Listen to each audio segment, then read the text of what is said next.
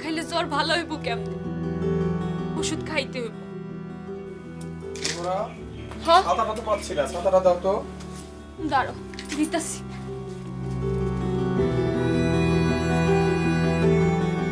বাবুর জ্বর তো এখনো কমে নাই।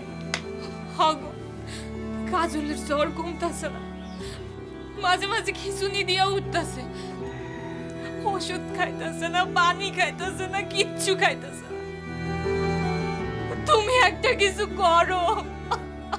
তুমি চিন্তা করো না, আমি যাইতেছি, ডাক্তার দেখতেছি। একটু তাড়াতাড়ি যাও। ওষুধটা খায়, ওষুধ খাইতে হইব তোরে।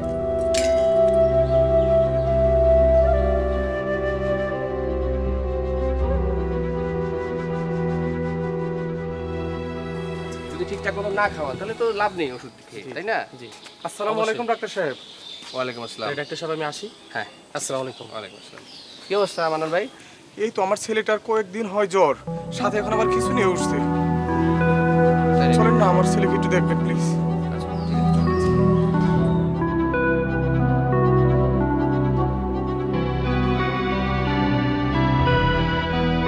আসসালামু আলাইকুম ডাক্তার সাহেব। ওয়ালাইকুম আসসালাম। বাবা যাও। কি হয়েছে বাবা তোমার? কিছুই হয়নি। দেখি তো বাবা, একটু নিঃশ্বাস নাও জোরে জোরে। ভাবি এক গ্লাস পানি নিয়ে আসেন তো। এখনই আনতেছি। দেখি আকরো জিহ্বাটা দেখি। এই যে পানি। ভাবি পানিটা খাওয়াই দেন তো। বাবা উঠো। ওকে কি কখনো কুকুর, বিড়াল বা শিয়ালে কামড় দিয়েছিল? হ্যাঁ, ঠিক 3 মাস আগে পুকুর পাড়ে একটা রোগা কুকুর ওরে কামড় দিছিল। হাসপাতালে নেননি? তখন তো কবিরাজ ডাকে নিয়ে আসছিলাম।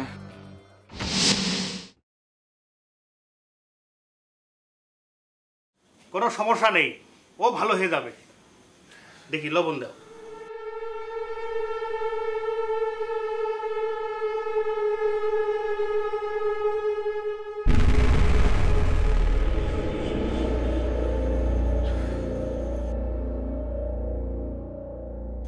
এই নাও।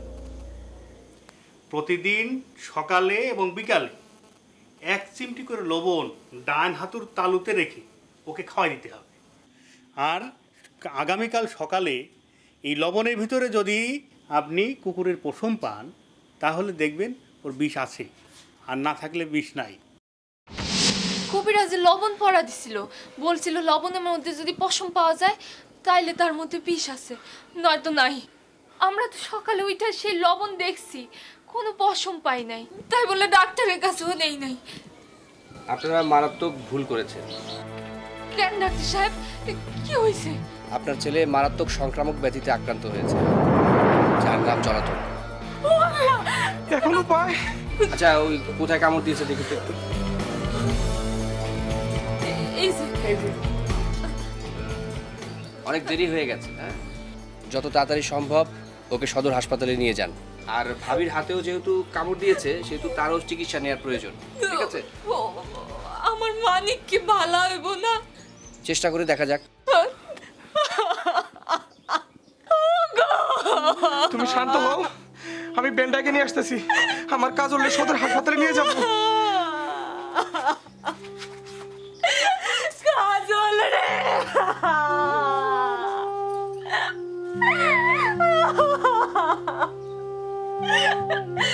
বাবা আমার তোর কিছু হইতে দেব না, আমি কিছু হইতে দেব না। চল হাসপাতালে চল।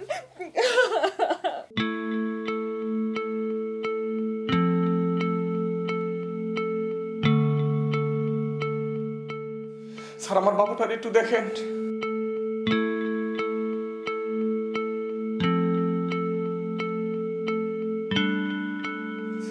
কুকুরে কামড় দিছিল।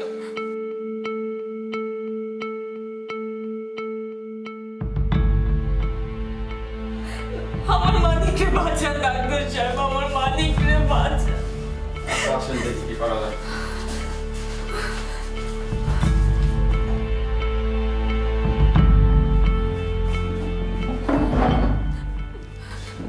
ডাক্তার সাহেব, আমার পোলাটা বাঁচবো তো ডাক্তার সাহেব?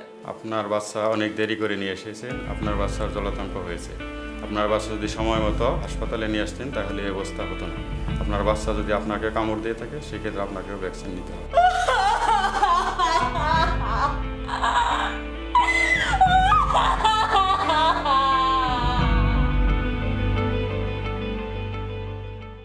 জলাতঙ্ক আক্রান্ত কুকুর মানুষকে কামড়ালে 9 থেকে 90 দিনের মধ্যে মানুষের শরীরের লক্ষণগুলি প্রকাশ পায়। তার মধ্যে অন্যতম লক্ষণ হলো যে পানীয়জাত খাবারটা খেতে না পারা, আলটিমেটলি ওই রোগীটা মারা যায়।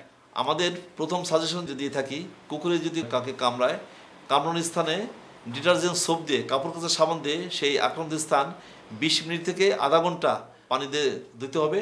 এতে হবে কি যে ভাইরাসটা থাকে সেটা প্রায় 90% মারা যায় সেখানে। এছাড়া জলাতঙ্কের একটা প্রতিষেধক রয়েছে, আমরা সেটা দিয়ে থাকি। সকল সরকারি জেলা সদর হাসপাতালে এই ওষুধটা বিনামূল্যে সরবরাহ করা হয়ে থাকে। 4টা ডোজ আমরা দিয়ে থাকি। প্রথম দিন আমরা একটা ডোজ দিই, 3 দিনে একটা ডোজ দিই, 7 দিনে একটা ডোজ দিই এবং 18 দিনে একটা ডোজ দিই। এই 4টে ডোজ আমরা দিলে সে আর জলাতঙ্কে আক্রান্ত হবে না। জলাতঙ্ক থেকে বাঁচতে হলে যে সাজেশন আমরা দিয়ে থাকি সেটা হলো যে কুকুরকে উত্ত্যক্ত করা যাবে না। আর যদি জলাতঙ্ক আক্রান্ত কুকুর দেখলে টের পাওয়া যাবে যে কুকুরটার মুখ দিয়ে লালা পড়বে, জিহ্বা বেরিয়ে থাকবে, তার লেজটা কানটা ভেঙে পড়বে, ওই কুকুর থেকে সাবধান থাকতে হবে।